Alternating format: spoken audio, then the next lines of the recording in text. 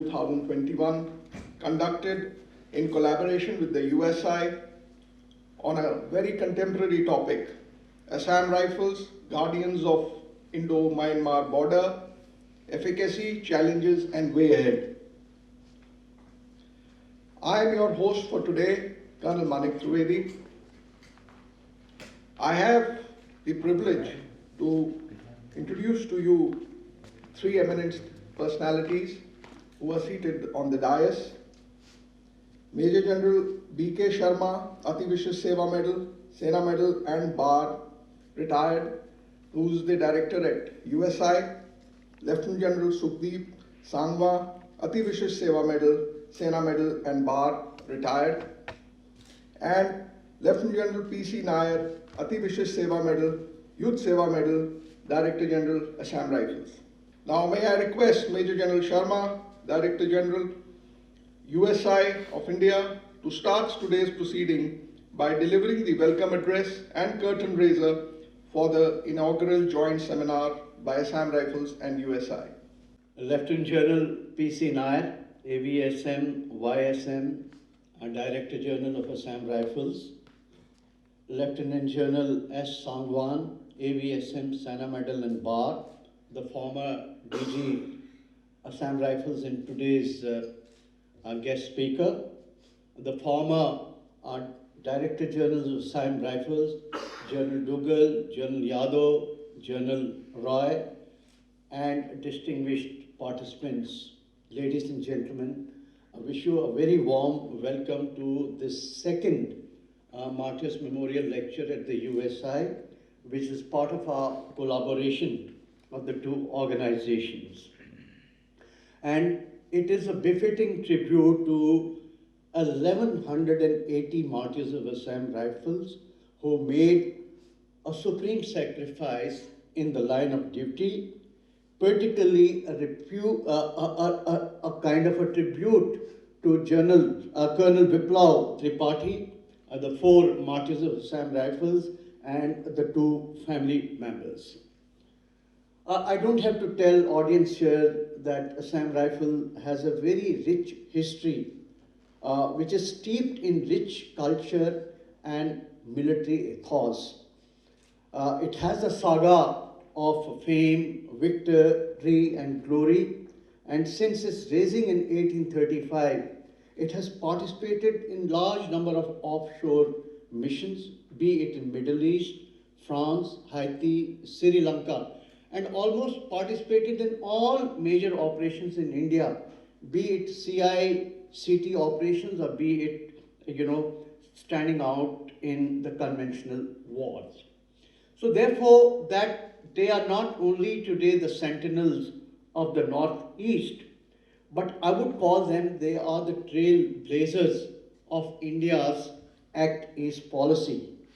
For the reason that this is one organization which has played a stellar role in the emotional integration of people of Northeast with our motherland.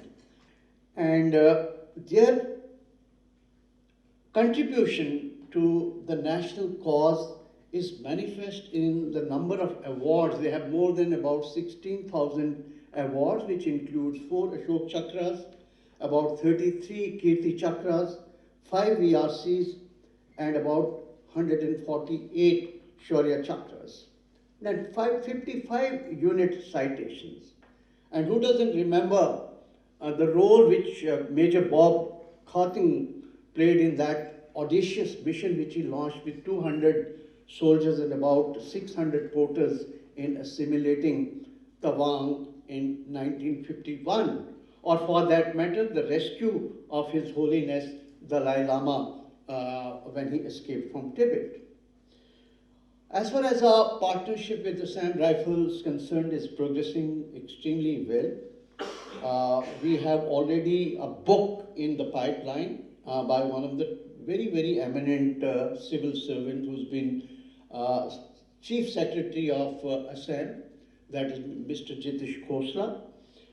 We also have this annual lectures and the Martyrs lecture, which we're conducting. Large number of units from Assam Rifle have taken the membership, the unit membership of USI. We've also offered them to participate in our essay competitions, and USI has the capacity to conduct a number of capacity building programs for their officers. Now, as far as today's topic is concerned, I won't say much about it, but it's a highly contemporary topic because there are a lot of geopolitical, strategic security developments which are taking place in Myanmar and in the neighborhood. And we have about 1,643 kilometer very hazardous border, which borders actually 4 of our states with Myanmar.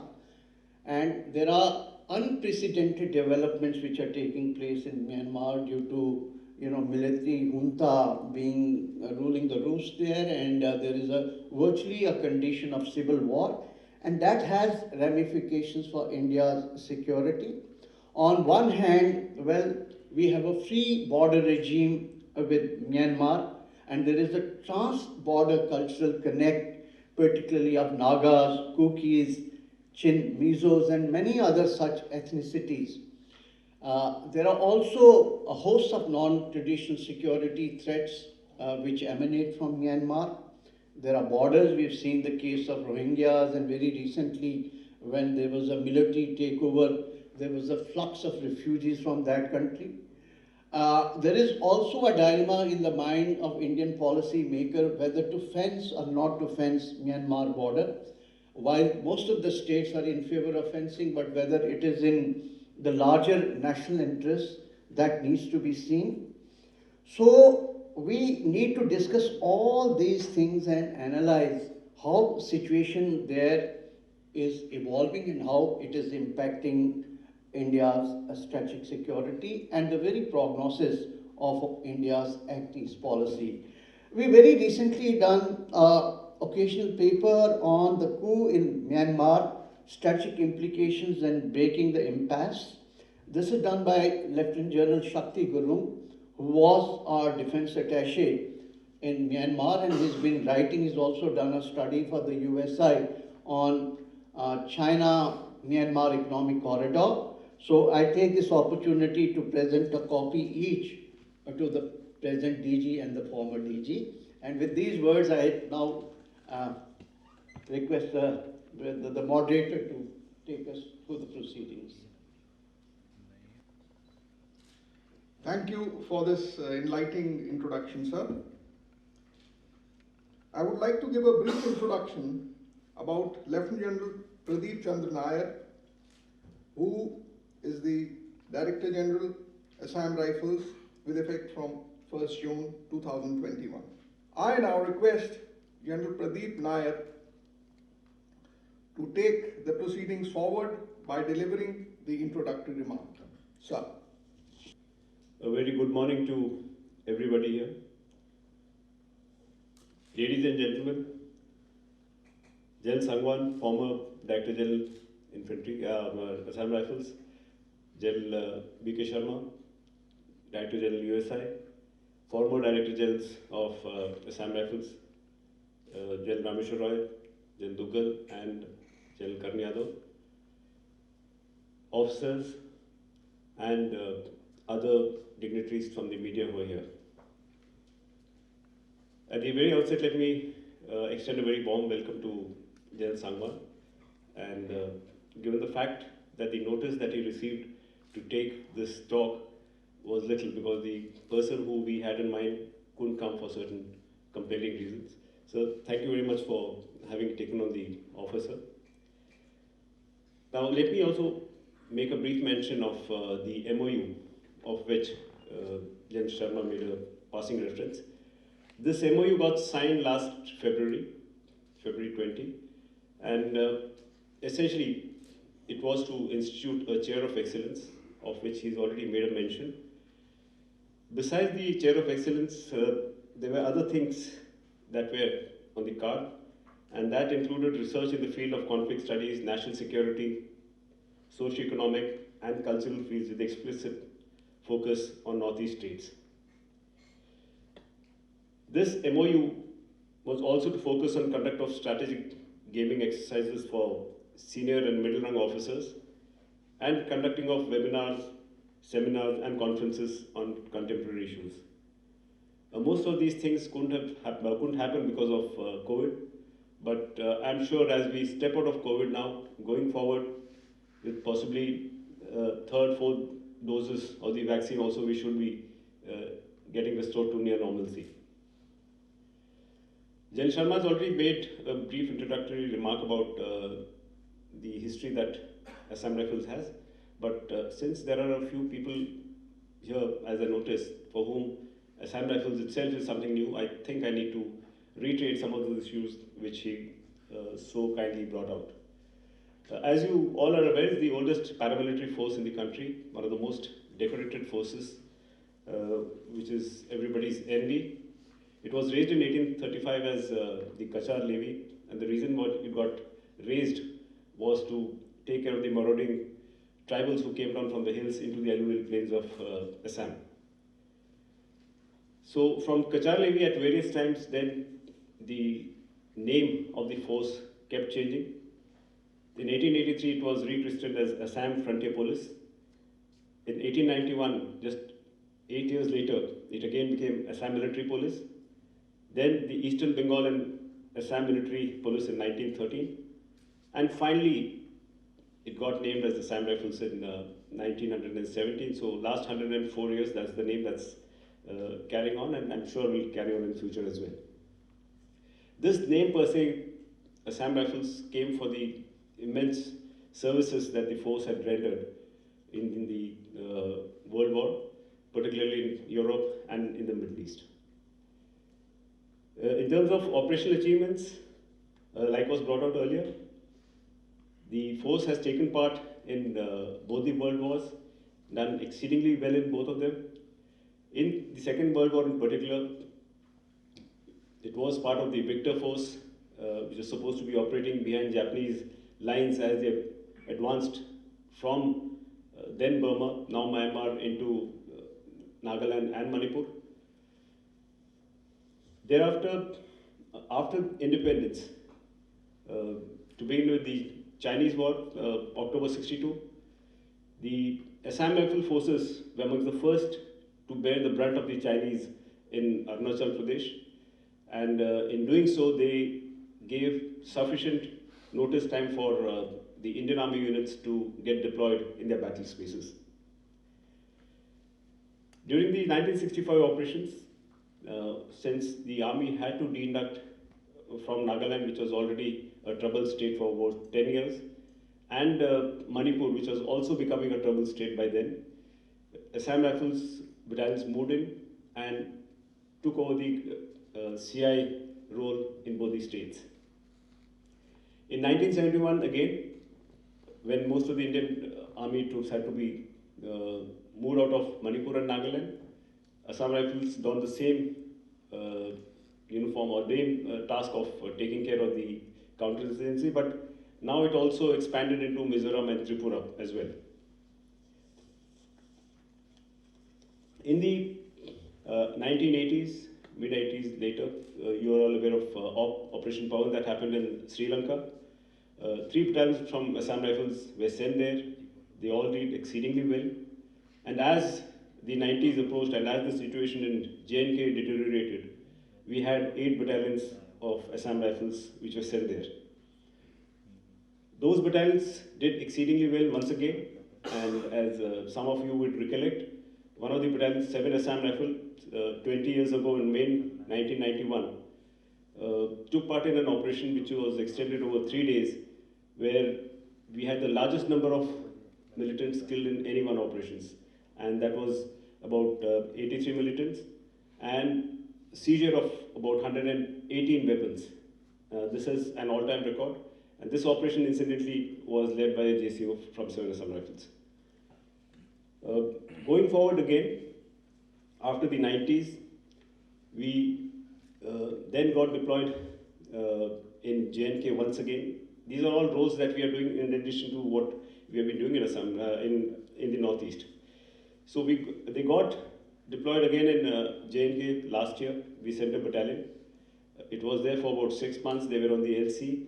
They did exceedingly well. And now as we speak, this year again, 2 battalions are deployed in J&K. And that was February, March this year. And they're doing again exceptionally well in Northern Command. In terms of our participation in the United Nations operations, we have been there in Haiti, where we were sent in 2010, and we were there for 9 long years. To sum it all up, we have therefore extensive experience, not only in the Northeast, but also in the World Wars, in J&K, in Sri Lanka, and many other places. Currently, there are 46 battalions, and in all likelihood, perhaps 5 more battalions are likely to be raised. And once that happens, we would be a force of 50 plus battalions. All these 46 battalions, except the 2 in J&K, are all deployed in the Northeast. They are doing the dual role of both border guarding as also CI. And as you would all appreciate, these are intertwined roles which the force is doing very commendably. The management of the Indo-Myanmar border itself, of which General Sangwan shall be speaking at length, has become very challenging. And what I wish to bring forth here is that particularly in the last year and a half, from the time COVID has set in, despite vehicular traffic between India and Myanmar stopping, the escalation in smuggling, contraband and drugs has been huge. We already have crossed the amount of contraband that we collected last year in the month of September itself. And last year, the haul itself was much more than what we had hauled in 2019. A word about our Mahilas. The induction of Mahilas into Assam Rifles happened in 2015. Currently, we have about 454 Mahilas in the force. And what you would also be happy to know is there are another 900 Mahilas who are undergoing training at our training center. And going forward in March, they would all be going into their respective battalions. Our Mahilas have done us proud, whether in the United Nations force or in J&K. And when I visited J&K as a DG, no matter where I went, this was a common refrain from commanders at all levels that please send us some more Mahilas. They have also done well in the UN mission, like I said, in Golan Heights. And now as we speak, there's another contingent of about 20 riflewomen who are getting ready to get deployed in MONUSCO as part of the Indian Army contingent. Finally, a word about the talk that is being held today. As you would know, it is about the Indo-Myanmar border, the role that the Assam Rifle plays. This 1643 kilometers of border, as was mentioned by Jai Sharma, is extremely challenging. And what has made our task even more challenging now is the current situation in Myanmar. After the change of the government there in February this year, we have been faced with the deluge of refugees who are coming into India, primarily from Mizoram, but also from Manipur. And today as we speak, the figures of yesterday, in Mizoram we have about 9,448 refugees there. This does not include another 5,000 to 6,000 who have been sent back. In Manipur, we have, as we speak again, as of yesterday, we have 267 refugees, and this doesn't include the another 350 who have been pushed back. Before I finally wind up, I would like to thank the USI, Director General sitting here. So this is a great moment for us to be associated with you, and we have, of course, this is the oldest think tank in Asia, and also one of the oldest in the country, and we have so many soldier scholars here. Their experience is something that we have been looking forward to, and so thank you for this paper which was written by Jan Shakti Guru. So this is just one example of the many other papers that USI has been publishing year on year. I do look forward to a very invigorating talk by Jan Sangwan. May I now welcome him to kindly take on. Thank you, sir. It gives me immense pleasure in giving a brief introduction about our main speaker, Lieutenant General Sukhdeep Sangwan, Ati Vishish Seva Medal, Sena Medal and Bar. He is a veteran from the Indian Army and has served as the 20th Director General of Assam Rifles. May I now call upon General Sukhdeep Sangwan to kindly deliver the special address. Express my gratitude to the Director USI and the DG Assam Rifles for having given me this opportunity to speak on a subject which is so close to my heart. In fact, it has now become a part of my DNA, the Assam Rifles in toto. And why I say this August gathering is not only people who are sitting here in this small auditorium, but I also acknowledge those who have hooked on the virtual platform and are with us today for this talk. And good to see people from sister services, good to have somebody from the NSCS Secretariat.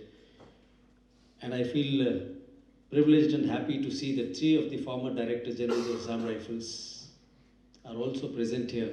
So you today, amidst you, have a collective experience of almost 15 years, 14 to 15 years of leadership at the apex level of Assam Rifles, and when you interact with us, you'll be able to get a feel of what Assam Rifle is, what this force is all about.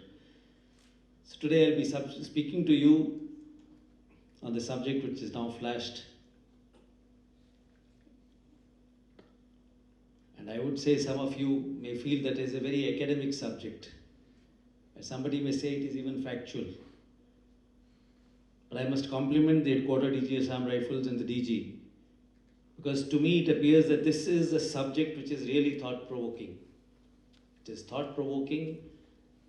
Why I say so is because when we carry out an introspection, when you do contemplations and soul-searching, you will realize that this subject needs to be heard more and more, to be visited, to be seen by more and more people. And I'll put questions before you to validate why I'm saying introspection is needed. How seriously is the force potential of Assam Rifle discussed in various fora? To be honest with you, when I went as DG Assam Rifles, I knew only about 5 to 7% of what Assam Rifle is as compared to what I know now when I'm retired as a DG Assam Rifles. I had no exposure of Assam Rifles, and I was detailed to head this force, this elite force, if I may so call. Are we serious about this force potential of this unique strategic force available to us? How many of us are aware about the conventional role of Assam Rifles? And how often has this force lived up to its name in terms of conventional operations? What is it that it has contributed to the nation? How often is it talked about that today if we have Ohima and Imphal with us, it is because of Assam Rifles? How many would know that it is Assam Rifles which was sent in World War I, World War II, drop of a hat? Every battle or every war which the country has faced has Assam Rifle participating in it, except Kargil War. And why I say Kargil War, it is not a war, it is just a skirmish capability within the Indian Army which we handled. So there is no requirement of calling Assam Rifles. So are we serious about that part? Do we know that we have a force projection capability? The nation depicted it in IPKF. We went across to a neighboring nation. Today you have a force projection capability. We have a regional power aspirations. And here is a force which now proudly is affiliated with another border guarding force, the Coast Guard. We had an affiliation ceremony in 2019. This is a platform which will give you force projection capability without the world even saying that you have deployed your armed forces. It's a paramilitary force. It's a border guarding force.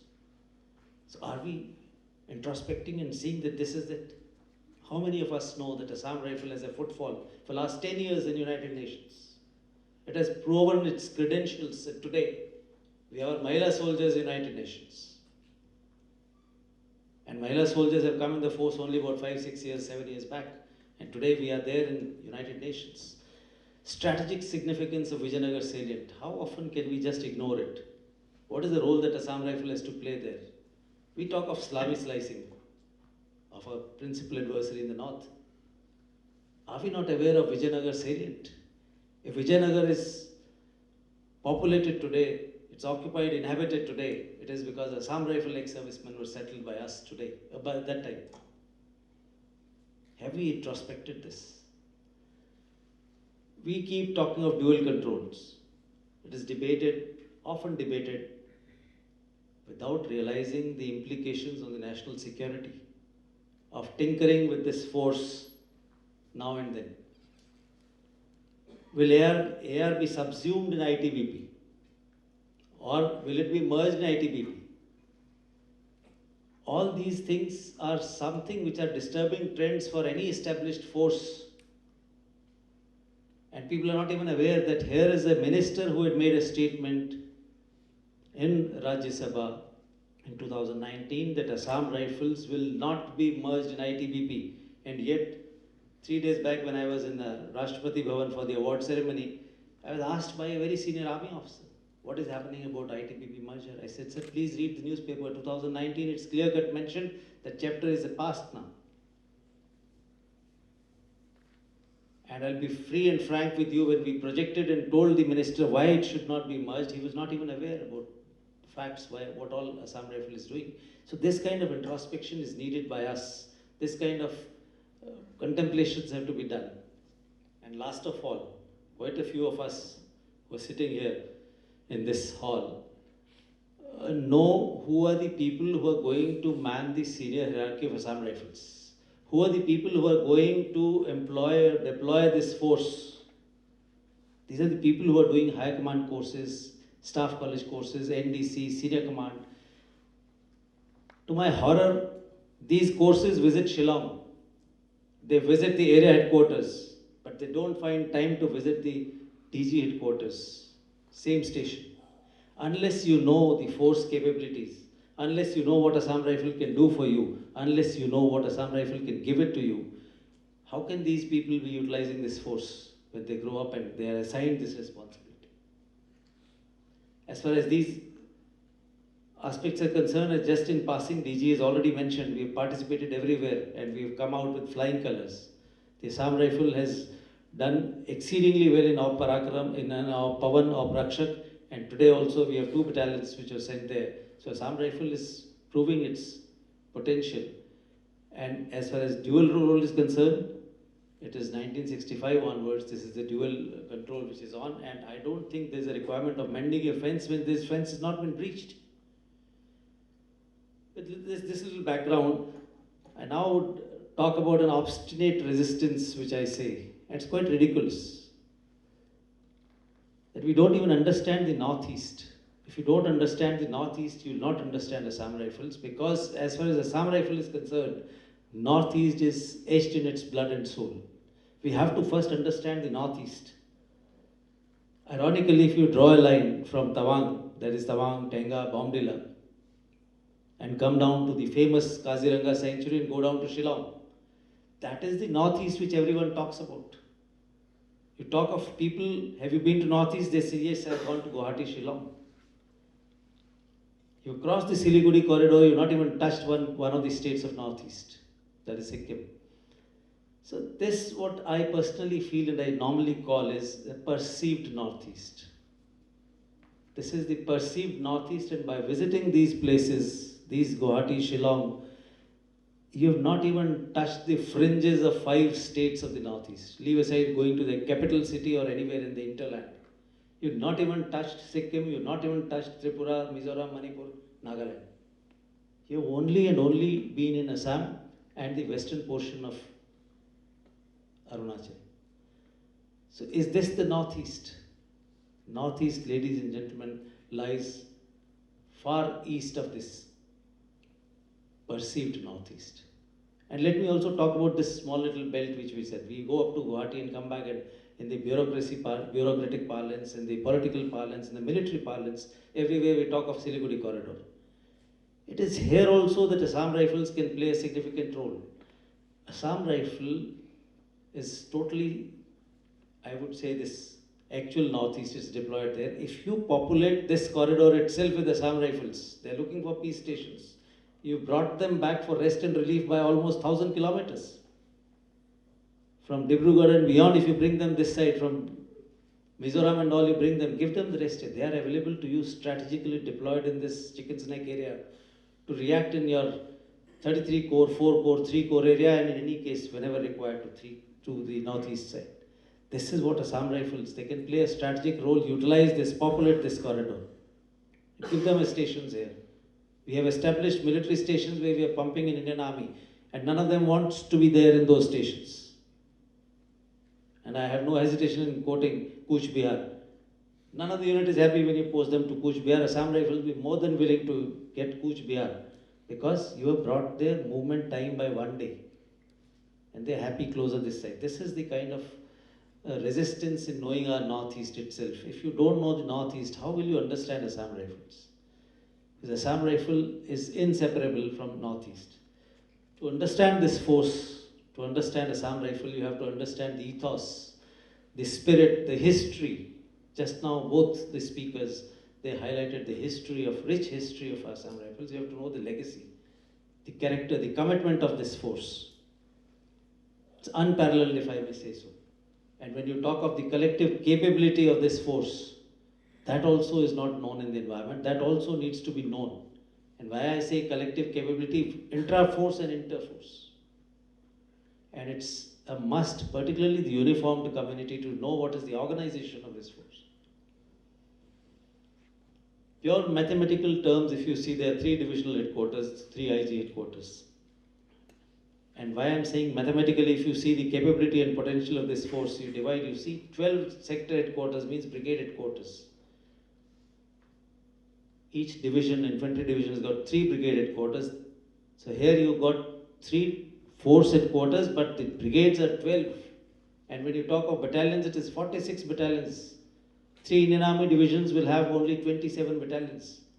Here this force has got 46 battalions, virtually a core size force is available. Are we seriously employing it?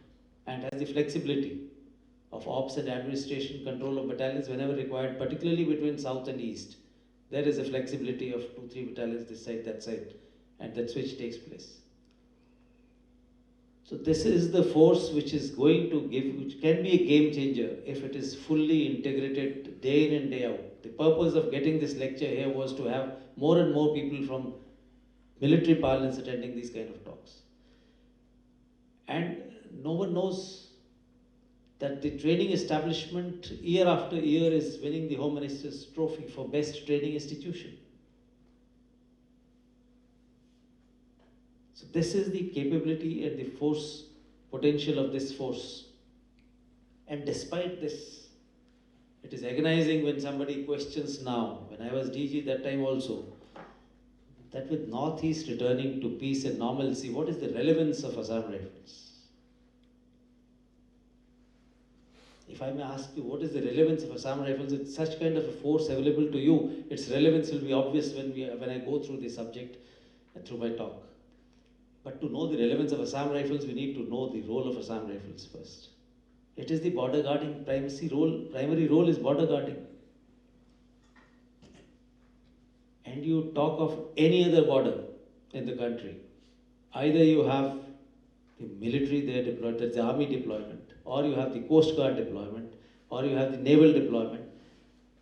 This is the only border where the border guarding, border defense, border management, all these 3 roles are being done by one Assam Rifles. You go on the western front, you go on the northern front, border guarding is done by ITBP or BSF. Border defense in tandem with border guarding is being done by army. And border management by the civil administration, which reaches right up to the borders.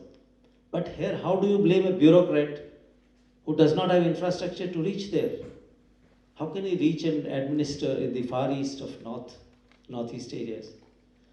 So this is what Assam Rifle is doing. And then Assam Rifle is available to thicken your border deployment along the northern frontiers. The regional dynamics of NSC and VBIGs, Assam Rifle has a role and task there. And more than that, the perception of Myanmar army with respect to Assam Rifles. This is a force which is carrying out coordinated patrolling with Assam Rifles. There is a force which is guarding our eastern frontiers. This is a force which actually is a fulcrum of friendship, long-term friendship. If you have to act east, you can't act east unless you rope in this force which from 1835 has been etched in there in the northeast. And if you see the implications of unstable, if you pull out Assam Rifles from there with so much of capability and potential, what are the implications of an unstable northeast? The entire northeast and your act east policy will get compromised. And what relevance has it got after peace returns has also to be known or understood. Post framework agreement also, it is not that Assam Rifles will not be relevant. This is the force which is going to be actively involved in your DDR process. They will be disarming the militants. They will be disarming their cadres. They will demobilize and resettle them. They have to reintegrate them into the mainstream. Who else? Assam Rifles. Similarly, it is a pivot for promoting Act East. The rest of them are self-explanatory. I'll not delve too much on that. But when you talk of conventional domain again, we have a role that is Assam Rifle plays a designated role in areas. It guards your lines of communication during operations. Even has the potential and capabilities in carrying out conventional offensive domain operations. I was fortunate to have seen Assam Rifles during defensive operations when I was in 33 Corps area. And when I was in 4 Corps area, I was seeing there, and it was tried and rehearsed that they are at par in carrying out limited offensive operational roles. Provided we expose them to that, we train them for that, we equip them for that, we acclimatize them and make them readily available. So Indian Army has to think and take a call. How do we want to utilize this force? And now when the country is seeing dual front capability of Assam Rifles, of operating on the LC for the first time in the history of the nation, the women soldiers are deployed bang on the line of control. So when we are talking of dual front capability, we are debating dual control capability versus single control. So these are the issues which have to see, and the answers whether Assam Rifle is relevant or will remain relevant will be obvious to all of us. Now before I talk of the efficacy, I thought of first covering the challenges. If we know the challenges, we will automatically come to know whether we are performing those roles, whether we are surmounting those challenges and delivering to the nation what it is meant to be delivering. If you see, the environmental dynamics itself is not very well known to people. You see what is there in the box. Each of these states has got an international border to look after. There are undefined areas, undemarcated areas in the north. Not very many know that there are unresolved borders with Myanmar. 9 to 10 border pillars are undemarcated. There is a survey being carried out by both nations off and on. There is a dispute. There are villages which are half this side, half that side. So this challenge in the environmental dynamics, and coupled with that is the porosity of the border. Thick jungles, and the entire border is porous. And to cap it all, is each of the northeastern states is saddled with the responsibility of border management. How many states in the country have to deal with the internal dynamics, the daily routine, and also look after the international border? And some of the states, like Assam, has to deal with 2 different borders, Bhutan and Bangladesh. Mizoram deals with Bangladesh and Myanmar. Arunachal deals with China and Myanmar.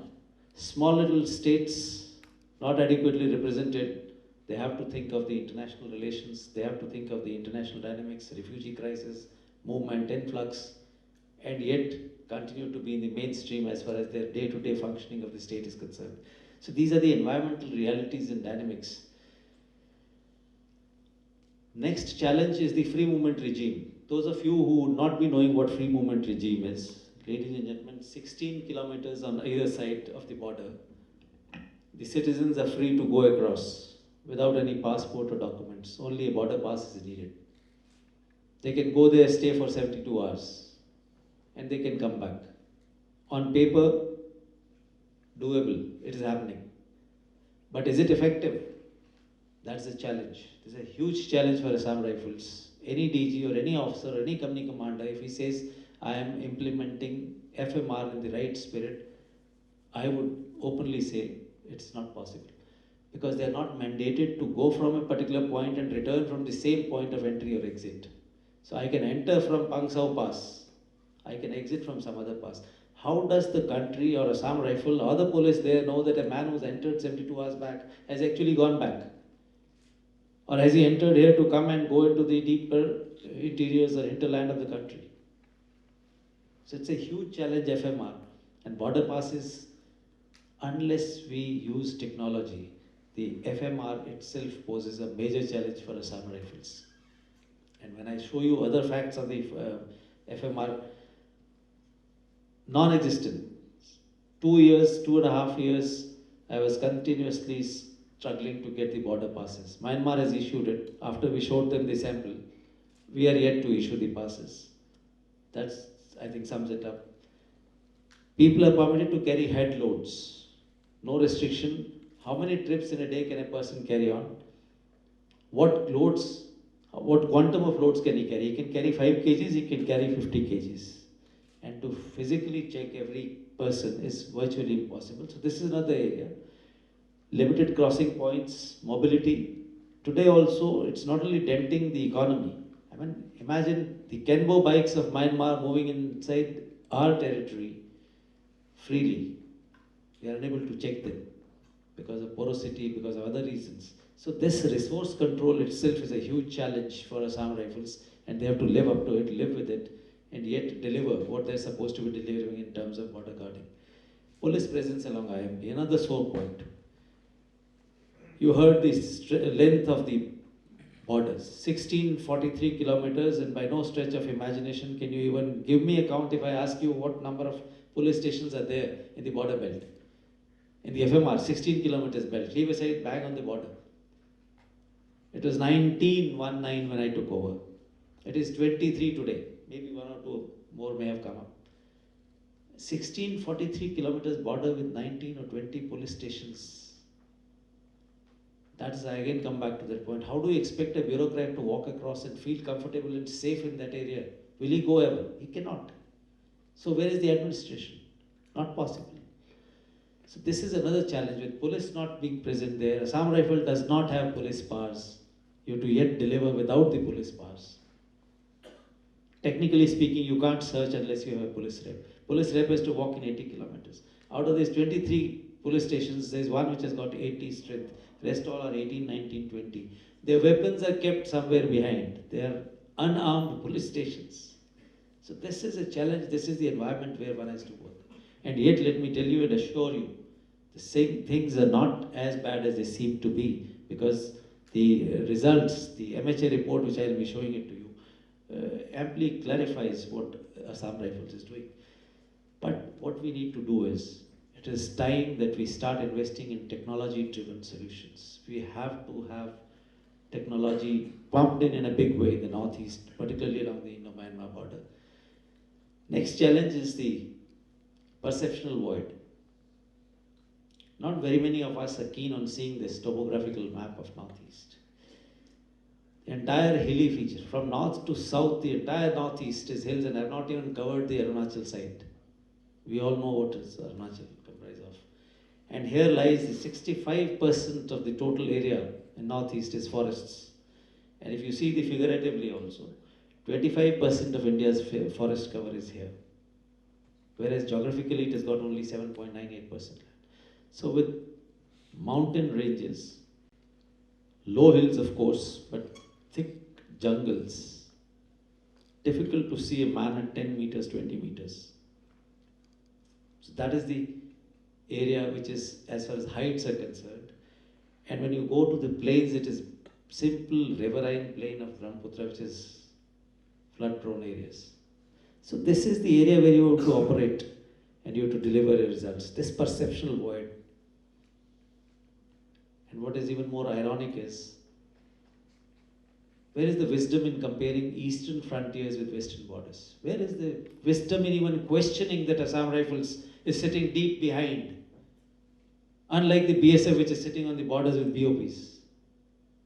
What is the wisdom in getting a BOP concept in the Northeast? And I'll again validate, I'll show you the pictorials of what is the difference between East and West.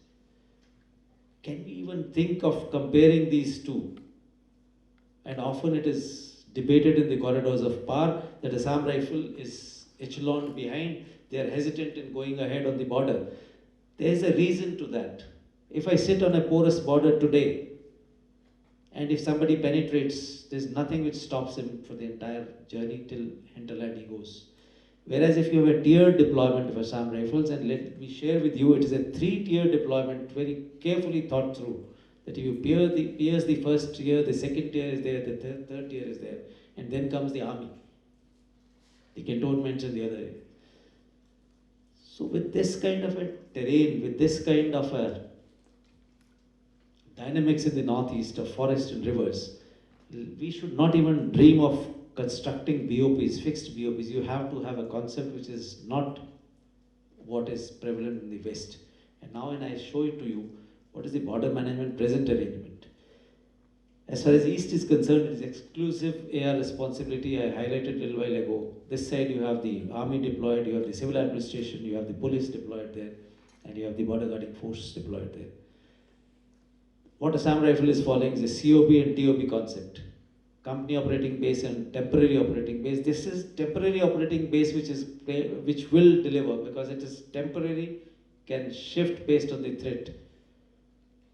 The status of fence, non-existent, just 3 kilometers of fence. Even despite sanctioning, it is difficult to construct it. Even when it is constructed, it will be difficult to man it. We got this sanction last year when we spoke to the Home Ministry. He was kind enough to give us a sanction immediately, and in phased manner this sanction will come. But it will not be as effective as it is in the western border. So we need to have smart solutions. Just compare it. You see the picture of the Indo-Pak border in the west, and you see what Indo-Myanmar border is. Right up to the border is a walking track, there's a vehicle track. There's a road. At places class 9, 40, class 9 definite, at places as good as class 40 road. Here it is a primitive. Indo-Myanmar border is kacha tracks. You can't even run your vehicles properly there. You talk of the domination. The modes of transport, even in deserts, even if you utilize local mode of transport, you can at least do the patrolling. Here you have primitive modes. You talk of the border configuration at night. You see the western border at night, well lit.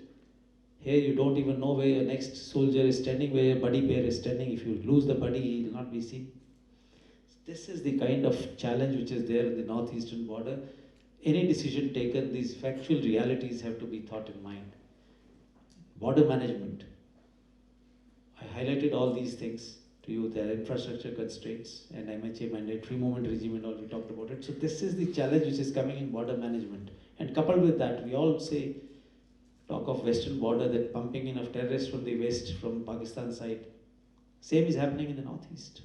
What happened in the recent case where we martyred our CO and 3-4 others? They freely walk in, execute the mission and go back. That is the nature of porosity. And you being a border guarding force, you can't do pursuit. So this is the dynamics in the northeast. This is a challenge which have to be thought through. We come on to the policy vacuum, and when I say policy vacuum, I mean it. There are policies existing, there's no doubt. But sometimes it is dual control. Suddenly you are told that no dual control, now it will be under MHA. When you start thinking of aligning with MHA, then some group of Assam Rifle retired soldiers rushes to the government, to the court and says, no, Assam Rifle should come under MOD, and we start running now that why should it not be under MOD? We have to have a strong policy, irrespective of who's going to the court or not. We should be able to justify to the court that there is a well-established system in place. And then you talk of merger with BSF sometimes, merger with ITBP sometimes. Are we even analyzing within ourselves what are we doing? There was a group of ministers' recommendations post-Kargil. We ourselves recommended one border, one force. BSF has already got 2 borders.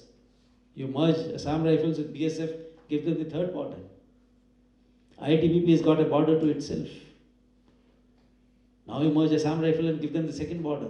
It was very clear, one border, one force, and we are to act as lead intelligence agencies, and Assam Rifles in Northeast has got tremendous int capability. Its retired soldiers are still there in Northeast. They'll serve you the purpose of intelligence. And what does it do?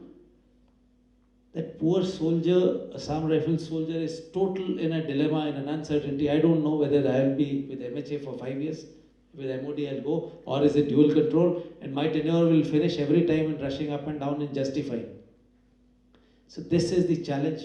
This will go away only in case we have a clear-cut policy directive. And when you go and interact with the three ministries, particularly the MEA, which is involved in the borders, MHA and MOD, there is a way. They are very clear how it is to be handled, what is to be done. But then there are other agencies which are involved, which have got a mandate in the Northeast, which have to bring up the Northeast. So when they also come in, and when this becomes a juxtaposing of each other, then there is some other way also. That besides the border management, Assam Rifles, you come and do the projection of Northeast also. You be part of celebrations, part of Northeast, Divas celebrations, Project Northeast. So that is another way that you have an additional task carved out for you. And now if you bring in the civil societies and the state governments, they have some other designs, they have something else in mind. Now you take that on board. You find there's some another way which is coming for Assam Rifles, for the East, for the Northeast. There is definitely a cause for us to have a comprehensive long-term policy, a policy in which you have to sit with the bureaucracy. And let me tell you openly, I'm telling you my 3 years experience in this Home Ministry. If somebody is thinking that bureaucrat is sitting here and passing directions, I think we are wrong. When we interact with them, they know the task backwards, they know the area, they know about the force very much. They have other constraints, they have other pressures, they have other... But when we sit with them as a MOD, MHA, MEA, and we have the civil services organizations also being sitting together, taking decisions, I'm sure the nation has the potential and capability to come out with a very viable, comprehensive, long-term, inviolable policy for the Northeast. And when the policy for Northeast comes, policy obviously will, Assam Rifles will also fall in place. So these are the kind of challenges. We have to wade through these challenges. We have to go deeper into the details and come out with some solutions. Let me now take you to the efficacy. What Assam Rifle is doing today, what has it done all these years, whether it is effectively managing the border or not. See the perceived threats. We in defense parlance, every time we have to do the threat assessment. If our threat assessment is right, our deployment, our aim, our things are perfect. We have to deal. I mean, the Assam Rifle is dealing with IIG camps across.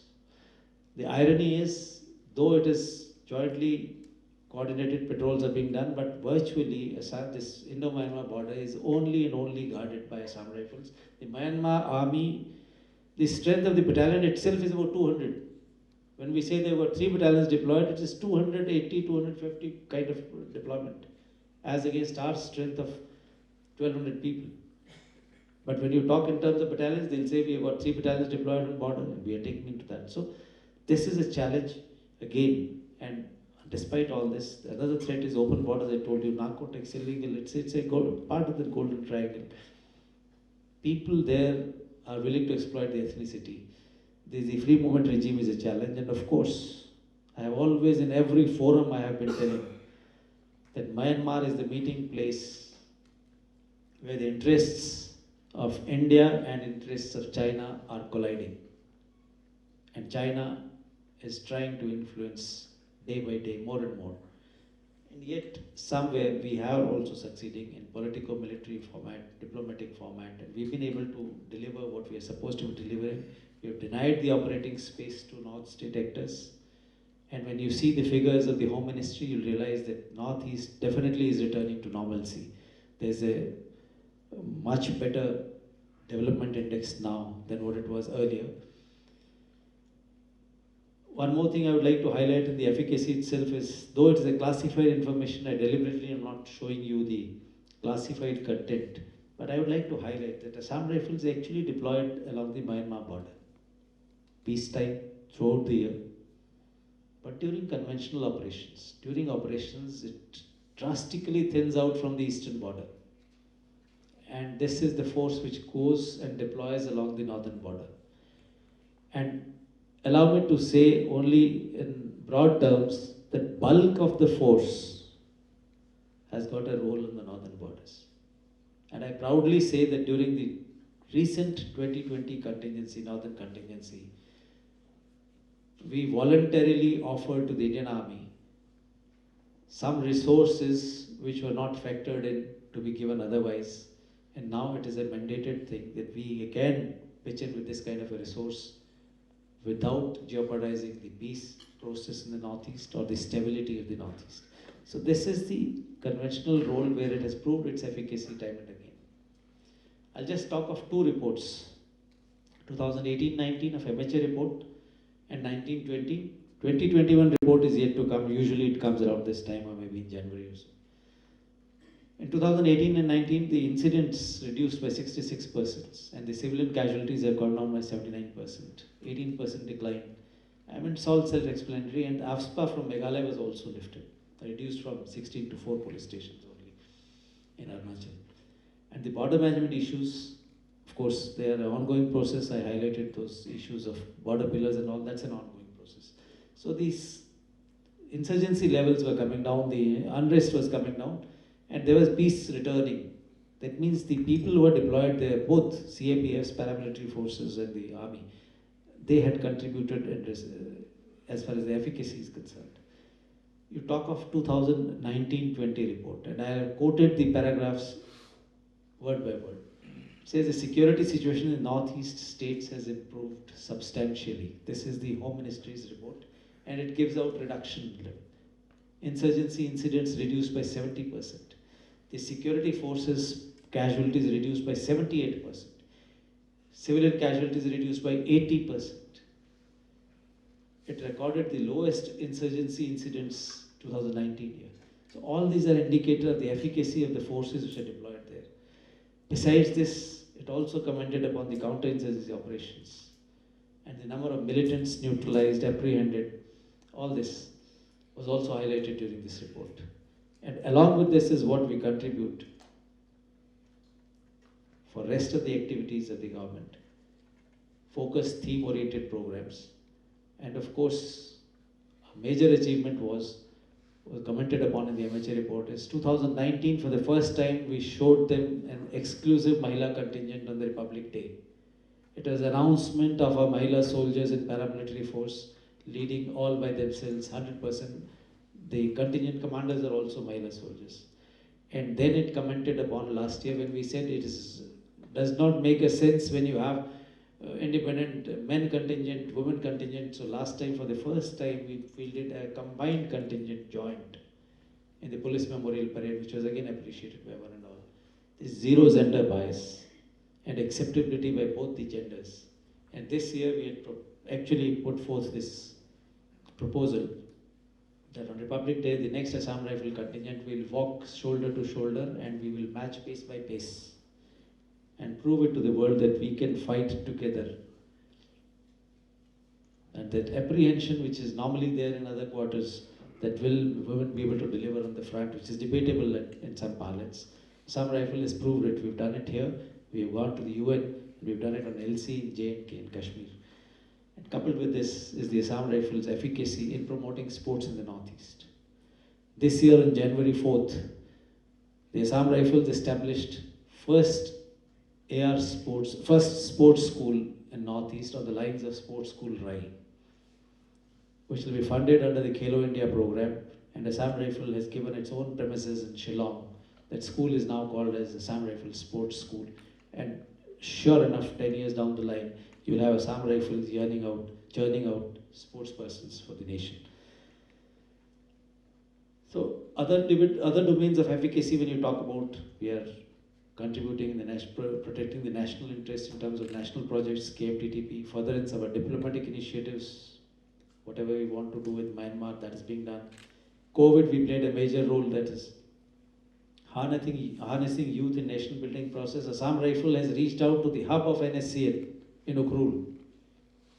The hub of insurgency was Ukhrul area, and from there Assam Rifles could pull out 98 young students and get them into the mainstream. So they are now in the rest of the country taking various kind of jobs, government schemes implementation. All these are the things which we keep doing. Environmental protection. The largest environmental drive in terms of tree plantation last year was 10 lakh trees, I think. 75 lakh trees were planted by Assam Rifles, larger than the cumulative total of all other forces in the northeast. So these kind of awareness programs, disaster relief management, border area development, all these activities keep continuing, and it can play a major role again in soft power projection of the country. So these are the efficacy parameters, and Assam Rifles successfully has seen that this actually passing the litmus test of these efficacies. Last slide now, basically I'll talk of the way ahead, and most of these points would have been discussed here and there, but I'll talk on different domains. One is the border management. We need to revisit the GOM report. It was in 2001-2 after Kargil when we had the GOM. What was mandated in that also needs to be revisited. We need to have border management departments at various forces headquarters. Ironically, in headquarters there is only one officer who mans the border management cell or desk, I would say. It's a border management force, border guarding force. We wanted to have a border management division. MHA has established the border management division. PM1, PM2, they are functioning. But it has to go down to the forces level. You have to have a separate staff officer dealing with the border management. Revamping of INT setup is needed because latest equipment has to come in. We need to have an inclusive border management. And why I'm saying inclusive border management, what do I mean by this? Same thing which I highlighted a little while ago. You have to have the national security in mind. The social dimensions have to be factored in. The diplomatic compulsions with Myanmar, what we can openly say, what we can't openly say, what we can do together, I would say covertly. The regional aspirations have to be kept in mind. All these things would require an inclusive border management. All these agencies will have to come together, sit together to work out towards that kind of a border management, with the state governments also having their stakes assigned due kind of a regard. When we talk of the conventional operations, we need to exploit the leadership edge of the Indian Army. We need to have a system. MS branch has to work out a system wherein you identify people who can go, like today you are fortunate to have a DG who has seen Assam Rifles from 3 different platforms as a young company commander, as a brigade commander, now as an IG, now DG. What better person would you get than heading a force after having seen this? Contrast it, his predecessor sitting here with me, I went first time in Assam Rifles. 6 months it took me to understand Assam Rifles. For him it's a head start, he can just start straight away. It's doable. This is something which we should exploit, the edge which we have. The enhanced op orientation is required to be done. Assam Rifles soldier is as good, if not better, than an Indian Army soldier. We need to utilize them, their enhanced operational efficiency, orientation. The deployment has to be op-centric. Our principal adversary is in the north. And you have a core size force only focusing on the east. A force which has proved its credentials in 62, which has proved its credentials in 65, 71, everywhere. And it does not have an op-centric deployment. Why can't we have few battalions of Assam Rifles permanently stationed in high altitude areas, available throughout? And soldiers, let me tell you, when we interact, they are wanting to go in these areas. Last year we could succeed in coaxing Eastern Command to allow us to have 2 companies perennially deployed in high altitude area, and troops are very happy. So this is the kind of op-centric deployment we have to think through. Equipment compatibility. To say the least, none of the radio sets of Assam Rifle is compatible in secrecy mode with the Indian Army radio sets. Such a basic thing. Such kind of changes will have to be thought through, will have to be brought about. That is the future, that is what we have to crystal gaze ahead, joint training, synergy. Another example I'll give you. I visited the training node in Shillong, Indian Army training node in Shillong. We're struggling to find a slot for training our Ghataks, of Assam Rifle Ghataks in that. It's not a criticism, it is a food for thought for all of you who are here. What stops us from doing it? In fact, I had to offer to the brigade commander, I said, what are you asking? You allow me to come here, I'll give you additional ATG. We will equip the ABCD forces, this training facilities here. Let's collectively utilize, do that synergy. So that is the future of Assam Rifles and Indian Army together. That is the Cadre management. And when we are fighting insurgency together, we fought so well, we are gelling so well. Let's translate into the conventional domain. Our operational focus has to be there. There has to be force development initiatives. We have now forwarded our cadre review as an operational, with an operational focus. The restructuring has been planned with an operational focus. So that should see light of the day at the earliest. The force modernization, I had been saying earlier also, we have to see whether incremental is the answer, or is it expeditious and maybe in kind of a, I would say, containerized, capsulized kind of a thing, that one particular force as a test bed, and then you see the changes in that. Because incremental modernization, by the time you reach the last stage, the first one becomes obsolete. So that has to be thought through again. The data analytics and predictiveness has to come in. Assam Rifle proudly boasts of its data analytics lab today. Today we are reaching a stage wherein we should be able to predict which are the timings of the year where ambush is likely, which are the places which are prone to ambush, repeated ambush, which are the occasions, which are the moments where this can happen. So that predictiveness, that predictive analysis will come. We have to start thinking in that. Night enablement, self-explanatory, all of us are struggling. And comprehensive ITization of the force is what we should look towards the future. And a few thoughts about the geostrategic vision for this force, or for any paramilitary or CAPF or defense force. As far as the Assam Rifle is concerned, it has a role to play in Act East policy. It has to be dovetailed into it. The hierarchy has to be dovetailed into the decision-making process of the government. That mechanism, then only can we contribute in soft power projection. And there's a huge potential in soft power projection in the Northeast. India is regional power. We have to think again what contributions the Assam Rifle can do in force projection. Why I'm saying again and again force projection? Because we as a mature nation, we have to come about and say we don't send our expeditionary forces. The moment you deploy Indian Army, IPKF sending it gives a expeditionary designs of a democratic nation. We don't want to send those signals. But who stops you from sending your CAPFs, paramilitary forces, police, and border guarding force, Coast Guard? So we worked out an affiliation with Coast Guard. They're willing to take Assam Rifle officers and soldiers for these kind of missions. And that kind of synergy will slowly and slowly set in. The biggest retarder, of course, was the COVID last 2 years now. I'm sure things will move fast. And of course, Northeast and Assam Rifles have to serve as a pivot for promoting sports. Huge potential in the Northeast for sports. So this is the crystal gazing which is required for Assam Rifles and for Northeast. That is the way forward which I could think of what we have to see. And I'm sure the way the force is done, the way the government is taking interest in the Northeast, things will change for better, and we have better times ahead. With this, ladies and gentlemen, I have come to the end of my talk, and I would like to convey my best wishes to the guardians of the IMB, that is the Indo-Myanmar border, and the friends of the Northeast, the Assam Rifles. Wish you all the very best, and once again, thanks to the DG for inviting me, and thanks to the Director USI for giving me this opportunity. Thanks to each one of you. Now may I request Lieutenant General P.C. Nair to felicitate our distinguished speaker, Lieutenant General Sangwa.